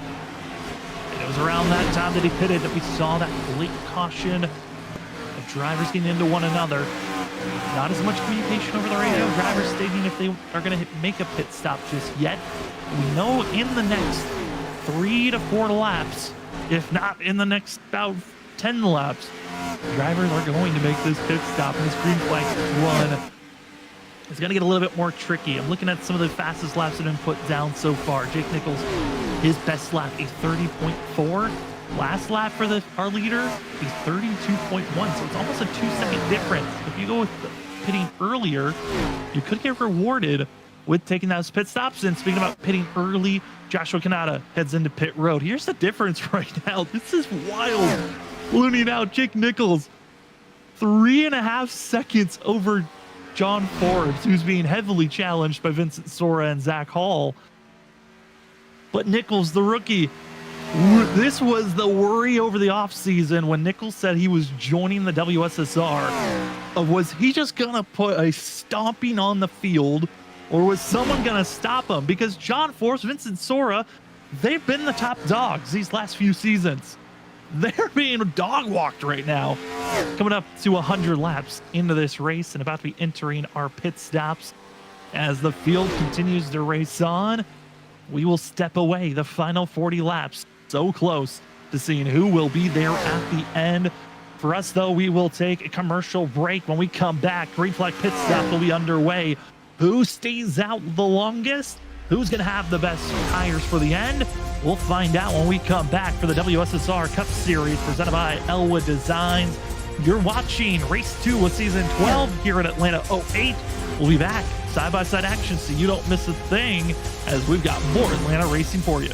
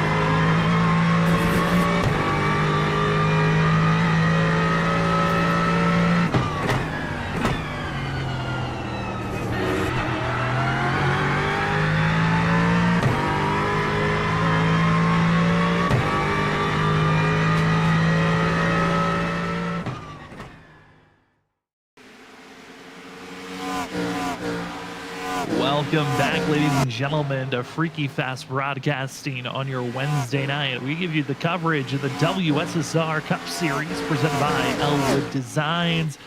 We're at Atlanta 08 configuration for race 2 of season 12, currently underway with green flag pit stops as Jake Nichols leading the charge over Vincent Sora as Sora tried his best to whip the undercut. Doesn't look like it's going to matter as much as Nichols looks quick. He's currently third on the board. We still wait for Ethan Smith to finish out with his run as Kevin Rogers just went into pit road. As another driver that's got to make a pit stop is Alan Elwood, as we've almost completed our full green flag pit cycle. We're closing in on 25 laps to go here this evening. And if you are just joining us, well, here's our race report. It's been a little bit of a caution fest at the beginning. That went into a long green flag run. Was about to have our first green flag pit stop cycle back at lap 40, but it didn't work out. That's when we got our most recent caution, but we have been clean in green since then. Just finishing up with our most recent pit cycle, and it's been a lot of great racing. 4 different leaders so far here tonight with 13 lead changes. I know with the pit cycles that have been going on, that's kind of inflated those numbers. But since we've been green, it has been all Jake Nichols. The first 40 laps, you could say, was Vincent Sora versing John Forbes, but that's kind of fallen away since then. Speaking about John Forbes, well, he went with the stretch call of going later than everyone else, and the 7 has now fallen outside of the top 10, currently in 11th position, just making pass on the 00. This is a part of the race where we're going to be seeing a lot of changes, ups and downs of drivers on new tires, passing those that are on older tires, and that big swing is going to enable, I think, Jake Nichols here to blossom out this lead even more.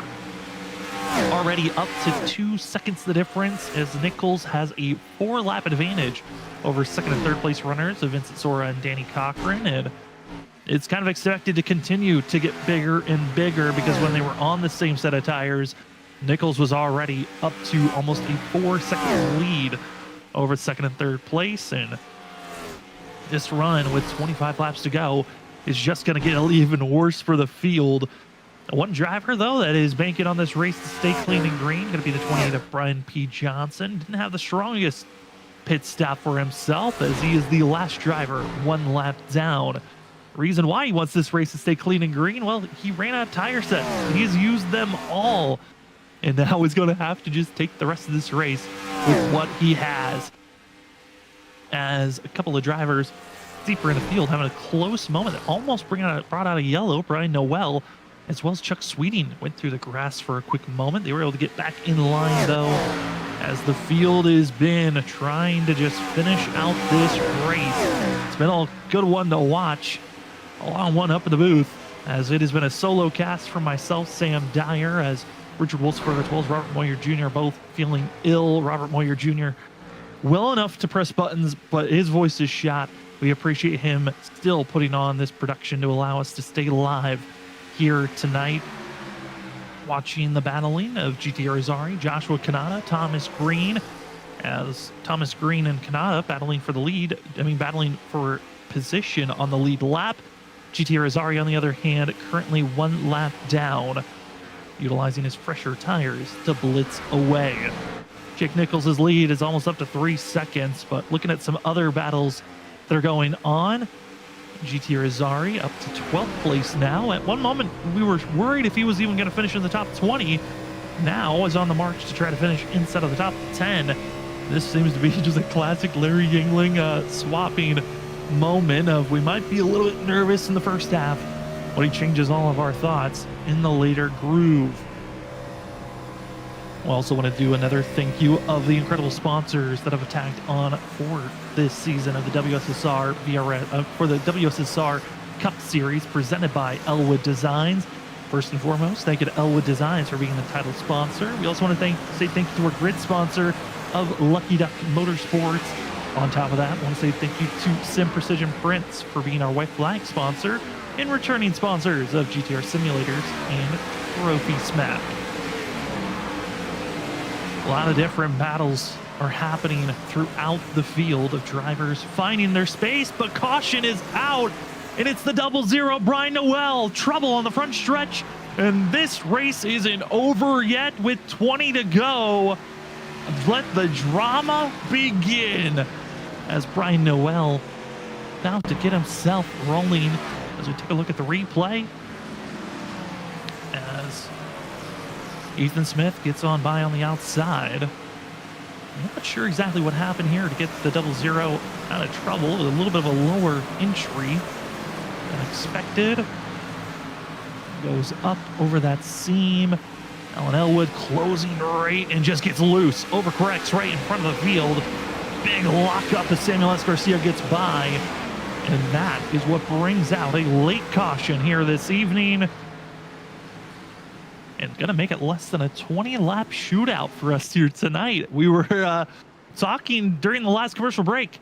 If we stayed clean and green, it was only going to be about 17 minutes until this race was over. We'll add a little bit of extra time for this shootout. And how long will we stay clean and green as the whole entire field expected to hit pit road, 4 tires in fuel? One driver that won't, Brian P. Johnson. That 28 out of tires. What will he do here for this run? As we wait for everyone to get done with their pit stops, leaving pit road. Who took 4, who took none, and a few staying out. Curtis Preston, Travis Everett, both will stay out as they were out there for 15 laps for Preston, 14 laps for Everett. Ethan Smith was, excuse me, that's Alan Elwood. I was looking for the wave around. Doesn't look like he will be given that due to Preston and Everett staying out. Well, this makes things a little bit more interesting for this restart. Everyone took 4 tires and fuel. Didn't see anyone take 2 tires, but this does put some drivers in a spot where I'm curious on their thoughts. Let's take a gander with 4th place runner Danny Cochran. That would have been 2nd. Instead, he'll be on the outside. Let's see what the 2's thoughts are after this run. 2 Machine, Danny Cochran, it's Sam up in the booth. You got us? I got you. Well, Danny, it's 1 to go. We're about to go green. You're starting in 2nd place for this shootout. What's the confidence feeling? How are you feeling for these final 18 laps? I'm feeling good to take a shot at it. I mean, we're going to do all we can. If we can just bring it home with this respectable top 5, then I'm going to be happy with that. But, I mean, we got a shot at the win here, so I want to do everything in my power to bring it home P1. Made some good headway through the field early. Just took me some time to kind of get it dialed in how it was going to drive, but I've been getting better every single run, so we're going to do the best we can here. And we're excited for you, Danny. Good luck on this restart, and we hope to talk to you at the end of the night. Thanks, boys. Appreciate it. As Danny Cochran, I mean, like you said, he has been building and getting faster and faster, and curious on how he will attack to try to stay ahead of Jake Nichols. Ever since Nichols decided to take the lead back at lap 40, he has not relinquished it. It's been tough for anyone to really show any pace that they could get by this 73, but we'll see if it's the 2. Is it the 8? Could it be the 32 as Vincent Sora falls all the way down to 5th place? John Forbes is back in 7th. The 2 drivers that once were challenging Nichols in those first 40 laps, well, they're nowhere to be found. New contenders are here. Do they have any threats? A lot of wheel spin on the outside for Danny Cochran as well for Zach Hall. All loss of time, and Jake Nichols is clear and gone. But Cochran fighting back on the inside as the rest of the field stacked up 2 by 2. 4th on back as they exit out of turn number 2.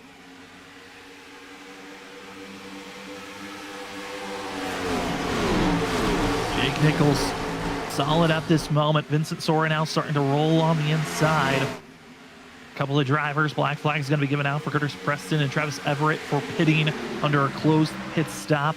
That is going to be a drive-through penalty for both of them as they pull into pit road here in the next couple of laps.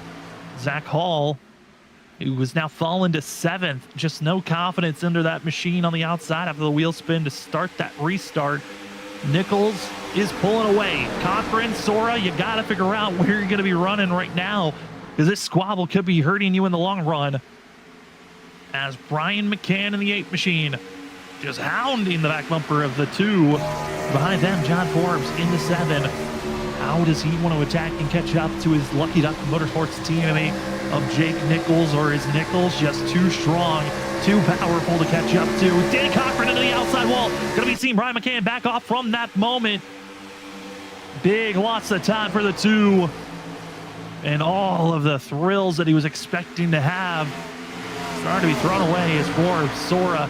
They might have started 5th and 7th, but they are now back to 2 and 3 where they've been for most of the night.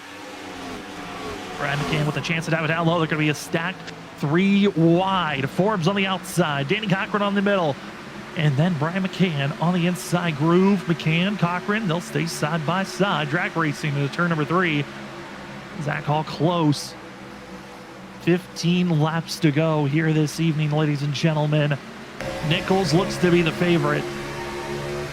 Looking at the last lap, it is still the 73, about a 10th faster than everyone else. Recalibrating that last lap, Vincent Sora was about 4/100ths of a second faster than Nichols. But even if he continued at that pace, he'd be still falling short of catching up to our leader by the time this race is over. Looking at some drivers that are inside of our top 10, battling for 10th place. Cedric Hunter, Ross Tatum, back and forth. Hunter in front of Tatum. Tatum keeping those foot in the throttle, almost contact made. And out of nowhere is Chuck Sweeting, who's been looming back around 25th for most of the night. Where did the 57 come from? As now he's up into 10th place. Almost 3 wide for a quick moment. And it's the Pink Machines. Hello Kitty on the outside. The Rainbow 57 on the middle. Coming on the inner groove. Yeah, Ross Tatum as well. Little Debbie's. Where does he want to slot himself into this mixture? And just seeing all these drivers late in the race. They got the pit stops that were needed. They got the tires as well. No longer do you wait. You just push and be aggressive. 12 laps to go for Nichols. But will we stay clean and green? Looking at tires, everyone's used up what they've got. I don't believe anyone's got an extra set to work with besides Alan Elwood. I think he's the only one who's got a set left. But we saw earlier in the race, it just wasn't as big of an advantage to allow you to really drive through the field. So even if there's a caution right now, I don't know if Elwood would be able to close in on our top runners. As we continue to watch this side-by-side battling for 10th position. Zeno, trouble ahead, smoke dashing, drivers to the inside, and it's Danny Cochran. Spun around, caution is out. And that is going to be with 11 laps to go, less than 10 laps. And I said, hey, if there's a caution here with 10 to go, I don't know if it's going to be enough for Alan Elwood. Well, Alan, here's your chance. Make me eat my words. Get into pit road, get some freshies. Let's see if the 5 Machines got some magic here to reset all of his woes that he got in the first and at the halfway point. Cochran pulling into pit road. Hunter almost clipping him. Oh my goodness. Good job on the rest of the field to avoid him. That was Danny Cochran has called it a night. He has left the server, and that is it.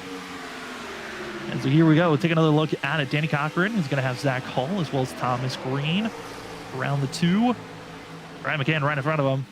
Was this a self-sabotage or was there contact? And the 2 into the wall. It just squeezes back into Hall, who then makes contact into Thomas Green. It just turned into a pinball was the 2. Then pulls it into pit road and calls it a night. Another driver calling it an evening. Travis Everett is out of this race. They will all be joining Ethan Smith, Ben Keeney, as well as Douglas Newbigging, all calling it a night. And with the timing of this caution, expecting most of the field to stay out, the 5 is expected to hit pit road. Jarrett Talmadge as well. See another replay of just how much of an innocent victim the 31 of Thomas Green was. Just nowhere to go. Try to stay on the outside. There goes a vehicle right in front of you. Another look at it for the 31 machine. Trying to work on the outside, trying to find a way to get by Hall. Maybe attempt to get by the 2. Just was not the case.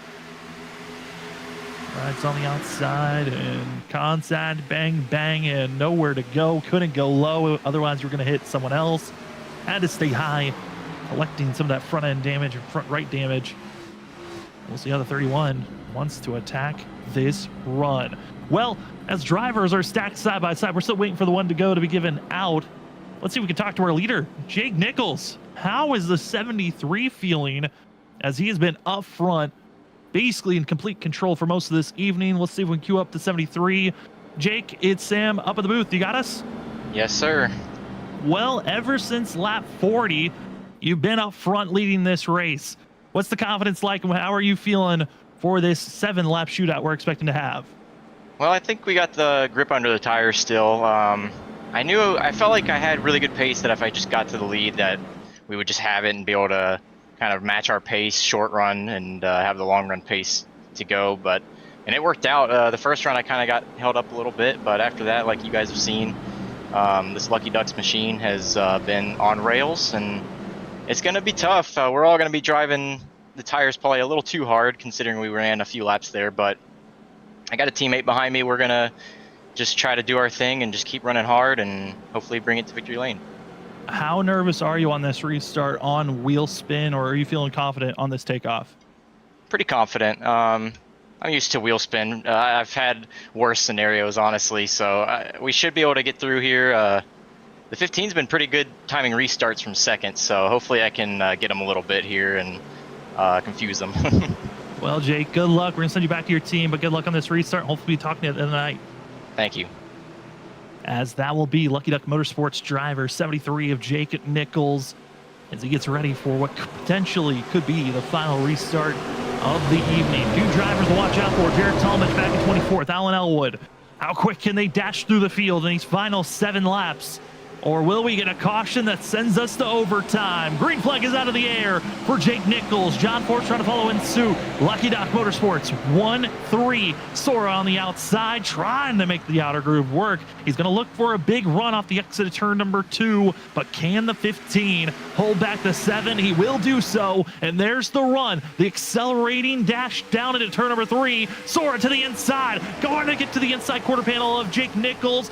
Deeper in the field, trouble for Danny Ware. He stays low. We stay green for now, but Nichols holds strong on off the exit of turn 4. Here we go, 6 more laps to go. Sora with a little bit of a bump into turn number 1, forcing Nichols high, and we'll be side by side. Nichols, Sora.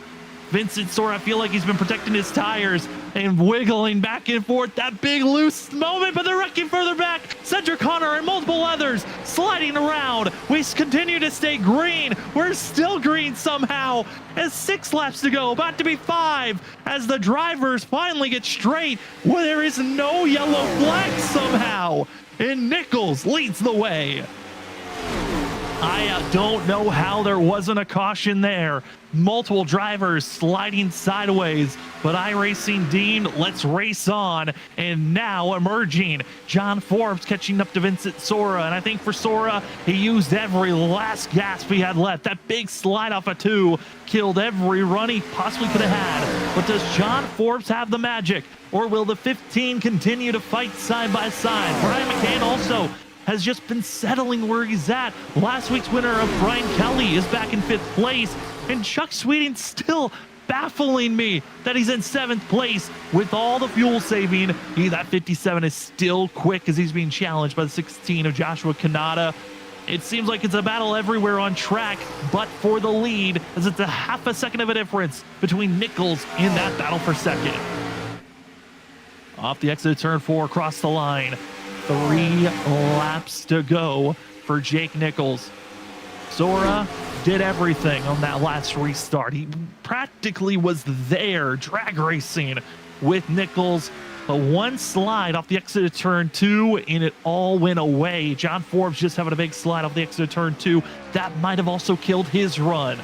But Jake Nichols in the 73. Stand up to cancer. Fight and find a way to stop it. You'll love to see the charities that every Lucky Duck driver runs on their machines in the 73, trying to get this Tiltify charity scheme into victory lane as fast as he can. 2 laps to go, and it might be a Lucky Ducks 1-2 with John Forbes making the pass on Vincent Sora. Brad McCann still in 4th. 5th is Ryan Kelly. And Jake Nichols I said it earlier in the broadcast. Off the exit of turn number 4, we look up to the flag stand for your Sim Precision Prince white flag for the 73.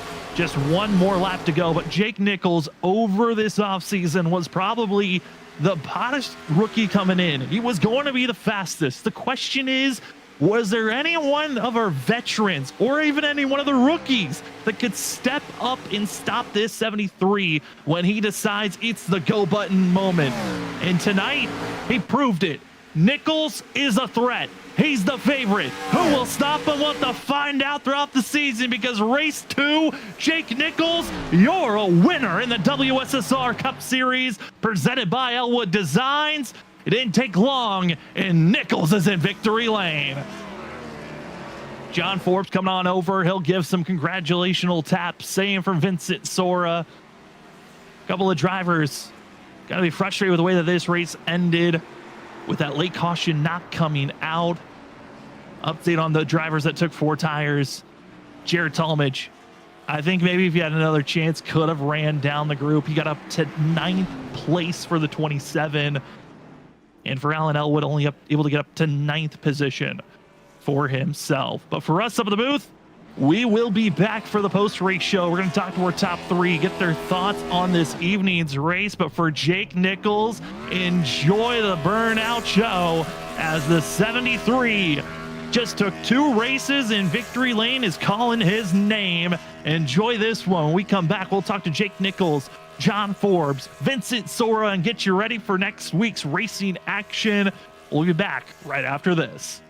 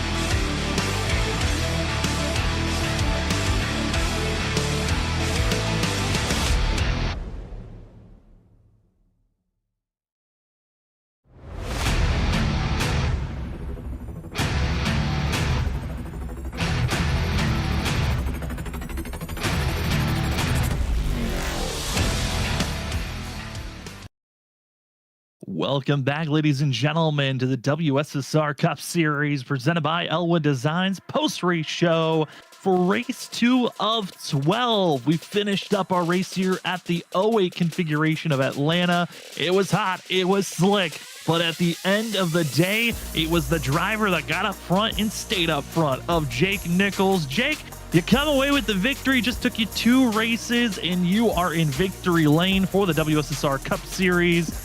How are you feeling? Because you made that look easy. There's maybe only 2 moments where we were nervous, but besides that, you look so dominant here tonight.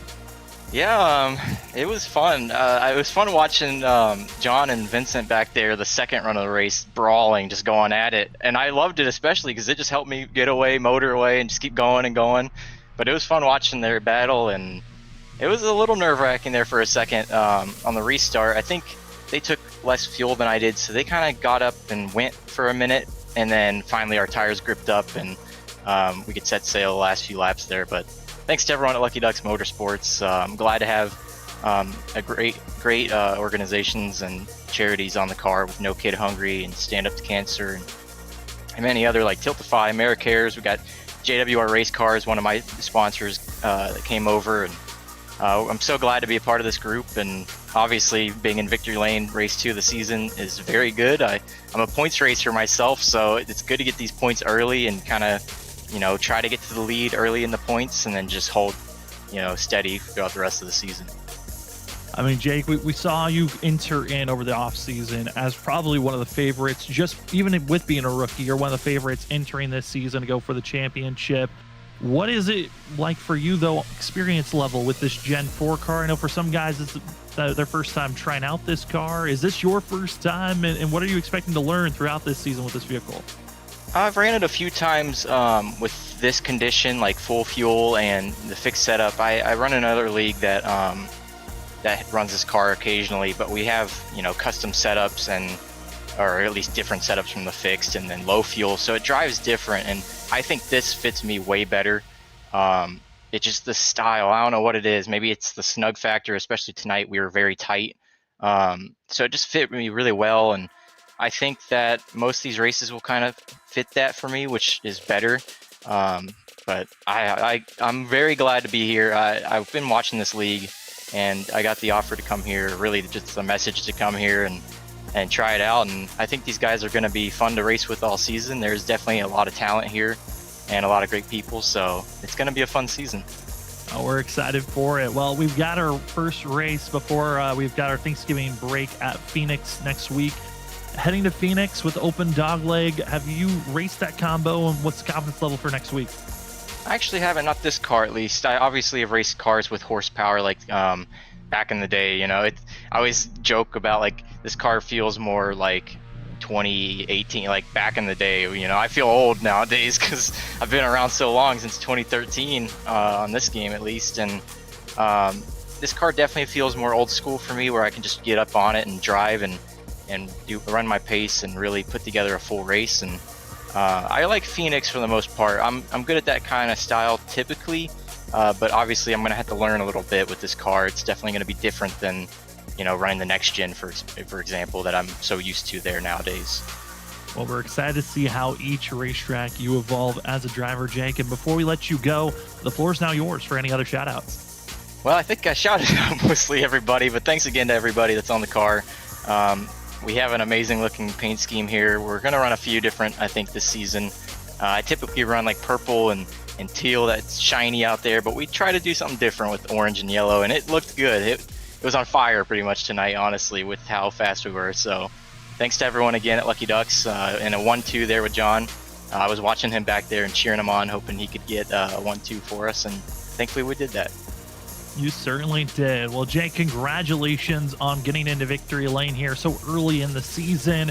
Enjoy it, and good luck next week at Phoenix. Thank you. Hopefully we'll see you then. We're hoping for it as well. Well, that's going to be your Lucky Duck Motorsports 73 of Jake Nichols coming away with the win here tonight. As we move from victory lane, we go to second place to talk to his other Lucky Duck Motorsports teammate. It's the 7 of John Forbes Jr. Well, John, if it was just between you and Vinny, that probably would have been one of the funnest finishes to watch out for. But as for second, how are you feeling coming away second here tonight, going 1-2 with Lucky Duck Motorsports?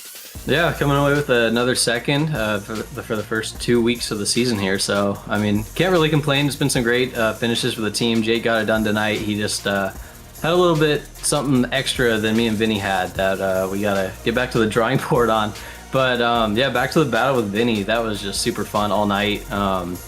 Even just from the start of the green flag all the way to the checkered, I feel like we were right by each other, just sending haymakers, sliding up the track, into the wall. So it was a good battle for sure, and definitely learned a lot about what you can and can't do. I think I got away with a few of them where I kind of got into the wall and luckily didn't damage the car. I know these things can be pretty fragile when you get the right front involved. So yeah, overall, just a solid night.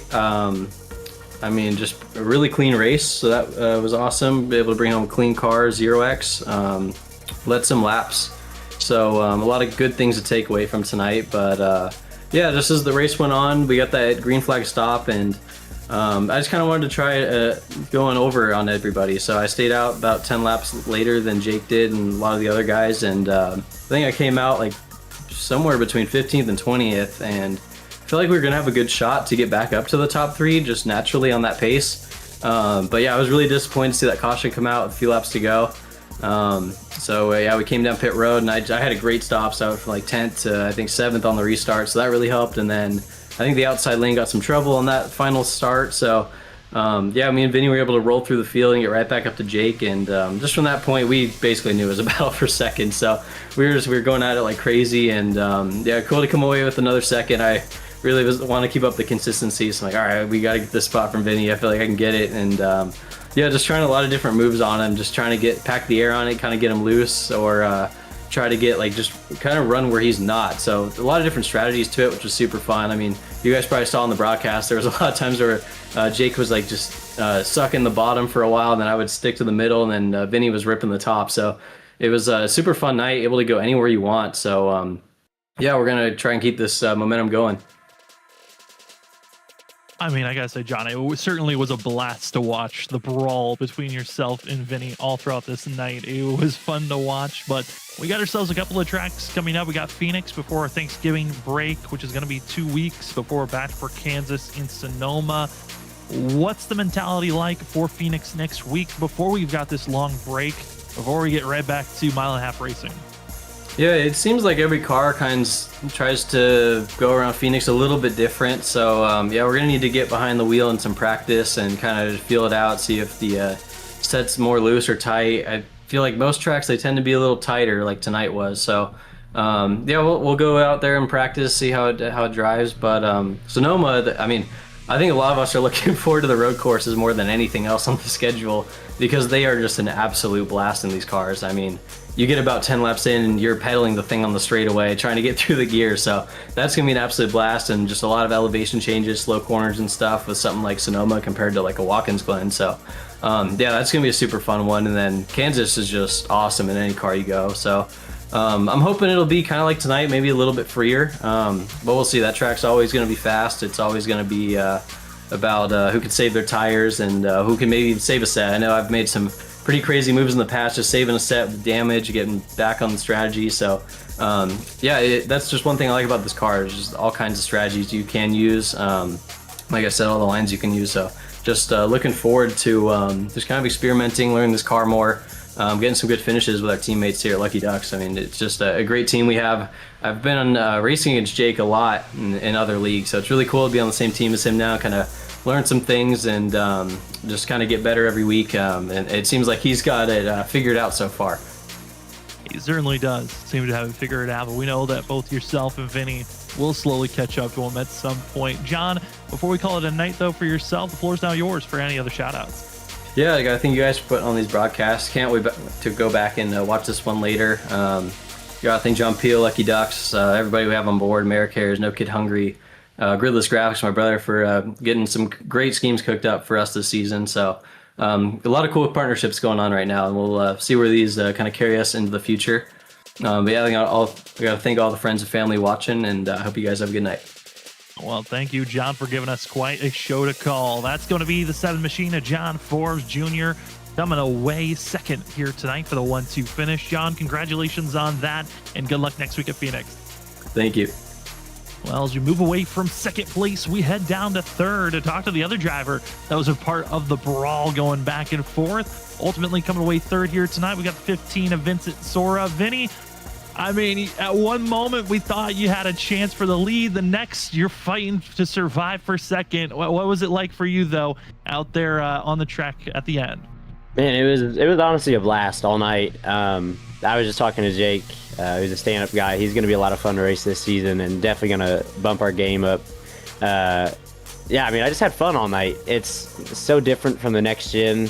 I mean, there's literally no similarities other than the fact that they're both race cars. Yeah, I mean, I was having a blast. John and I were throwing haymakers back and forth for second and then for first in that first run. And yeah, this is just everything a race car should be, in my opinion. where it's just super difficult to drive. You can pick multiple lanes and make them work, and pack air on somebody's left rear, wash them up the racetrack. It was just so awesome, and I hope that it put on a good show for the fans watching on Freaky Fast, because I think it's going to be a lot of what we see for the rest of the season. And we're all only going to get better. Jake is probably definitely the class of the field for sure, but we're all going to be chasing him, and it's going to motivate all of us to be better. So there's still a whole season ahead of us and a lot of good racing to come, I think. Yeah, I mean, we're excited to see how everyone in the field's going to grow with this vehicle, like we kind of have seen on Monday nights with the Trinity Racing League. But Vinny, for yourself, with tonight, we saw those first 20 to 25 laps. The car seemed stable if you weren't overdriving it, but after 30, it looked like everyone was on skates. What was it like from your point of view, though, trying to just keep the car on its limit all throughout a run? Yeah, it was really difficult. Something I've noticed with this car is that I struggle with the right front, to keep the right front on it, and that's been my strong suit in any other car the last couple of years. So I don't know, man. I've got a lot of work to do to try to figure out what to do to keep the right front on it. But yeah, it was interesting. It kind of swung different ways in each run, because early on when I was battling John at the beginning of the race, I was losing my right front, and then that long run when we got the green flag stop, I lost my right rear and it was too loose. So there's just a fine line that we all have to find to even out our tires and get it driving in the way we want it to. And it's going to be really fun to chase that all season, and to see all of us get better. So yeah, just a lot of fun, a lot of difficult choices to make on track, and it keeps us on our toes literally every second of the race. I mean, keeping it on your toes, I feel like that's going to be every single week with how dramatically different each track we go to. Speaking of which, Phoenix next week. So different from the last two racetracks we just finished up. What is your thoughts on taking this vehicle to Phoenix? Yeah, I think it's going to be a lot of fun. In the past, I've been pretty good at tracks, or the shorter tracks, where you have to kind of hug a line on the bottom and get the car woed up for the center of the corner and the entry, and then it's super loose on exit. I think that's part of the reason I've had so much success at a track like Richmond in the past, and older years or older generations of cars like the old 750 next gen package or Gen 6 package there. It's going to be a lot of fun. We're all going to be chasing the rear end of the car on corner exit, I assume, and going to be struggling to get the car to turn in the center of the corner. So it's going to be really cool. Hopefully we don't wreck a bunch. I know it's going to be difficult to stay off of one another, but yeah, I think it's going to race super good and hopefully suit my driving style. And who knows, maybe I can battle Jake or John or somebody for a win there. Well, I can't wait to watch it, Vinny. Before we let you go, though, the floor is now yours for any other shout-outs. Yeah, definitely. First off, just you guys for the amazing broadcast each week. Gonna have a lot of fun going back and rewatching this one. Shout out to all my teammates over at Cat 5. It's really awesome to be back with them this season. I've raced on iRacing for like 6 years now, and I've known them for, 3 or 4, and I've never raced with Zach in any league, so this is the first time him and I get to race on a team together, so that's really cool. Yeah, and then just shout out to all of our sponsors over here at WSSR that make it possible, and all of our drivers. Well, that will be the 15 machine of Vincent Sora. Congratulations on a third-place finish, Vinny, and good luck next week at Phoenix. Thanks, guys. Have a good one. You too. As we move away from our interviews, we get prepared to take a look at our unofficial results here tonight. Like I said, no surprise. We knew he was going to get into victory lane at some point. Question was, at what time? Was it going to be early in the season, later on? Well, it only took 2 races, and Jake Nichols is on top of the leaderboard, winning here for race number 2 at Atlanta. Second place, John Forbes with Vincent Sora in second. Brian McCann, he was just there all night long in 4th, and he'll finish in 4th for the 8 machine. 5th goes to Ryan Kelly, who found his way sweeping up. Same could be said for everyone from basically 5th on back. Zach Hall coming away 6th. 7th was Joshua Kanata. Chuck Sweeting, not his favorite qualifying run here tonight, but up 12 spots from where he started. 2 other drivers joining him as well in that biggest mover category. But I want to give a huge shout out to Chuck Sweeting, who spent a lot of this race outside of the top 20 and comes away with the top 10. Jared Talmadge, he took the fresh tires with 7 to go and was rewarded with the top 10. I think he'll take that after the way that his race ended, kind of turned around at the halfway of this race. And finishing out our top 10 is the 24 of Ali Fonseca. Just outside of our top 10, Matt Meir in the 72. What a run for himself. I think I'll take that to keep it close in the where the points are to try to make the chase. But we look deeper in the field. There's some surprising drivers. Jan van Leer, what a recovery for the 10, who had lost his front bumper in the first caution of this race. He'll take away a 15th finish. Last season's champion Gavin Rogers 13th. Samuel S. Garcia 17th. GT Rosari, who was running in last place for most of the run, he'll come away 18th. Then, of course, the 5 of Alan Elwood, a disappointing run for himself. We look outside of the top 20. Brian P. Johnson needed maybe a little bit of a longer race, a longer first stint before he took his first set of tires. It just did not work out in his favor. Cedric Hunter also coming away 24th. Larry Yingling 25th. I think those are some big shockers. And Danny Cochran, of course, who was inside of our top 4 for most of this race after an incredible surge on that first run, comes away 27th. Well, what for us, kind of crazy to say, but we are coming to the end of this week.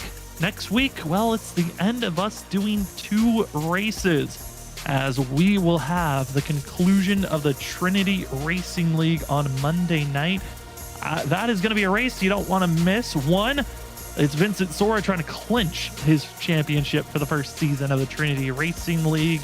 And as well for us, closing a chapter on our Monday night coverage, as we will not be moving on with covering on Monday nights for the foreseeable future, and will leave us with just covering the WSSR after our next week's coverages of the 2 races. And we also will be giving you, again, WSSR Cup Series action. Phoenix next week. I think that's going to be a tough one. Las Vegas on Monday. 2 races you do not want to miss. For all those out in the chat, I want to say thank you for joining with us. It certainly was a unique night for us. I know usually we've got 2 commentators. I had to do a little bit of a solo broadcast. I appreciate everyone being patient with me. It's been a long time since I've had to do a solo broadcast. Took a while to get into the rhythm. But we also want to give a huge shout out to Robert Moyer Jr. for running production in the background, as I know he is very much not feeling well. He's been a trooper all throughout tonight to get all the graphics up and give you all the camera shots of tonight's race. We also hope for Richard Wolsifer to get better, so we have him in the booth next week, and we'll be all back to 100% for Phoenix next week. We cannot wait for it. But if you can't wait until then either, don't you worry. We've got you covered Monday night, the end of the season 1 of the Trinity Racing League. Will it be Vincent Sora, or will a miracle happen and Larry Yingling steals it? You'll have to find out on our final race on Monday nights. We'll be back for Cannot Wait For It next week for Phoenix. But if you can't wait until then, we'll see you on Monday for our next Freaky Fast broadcast.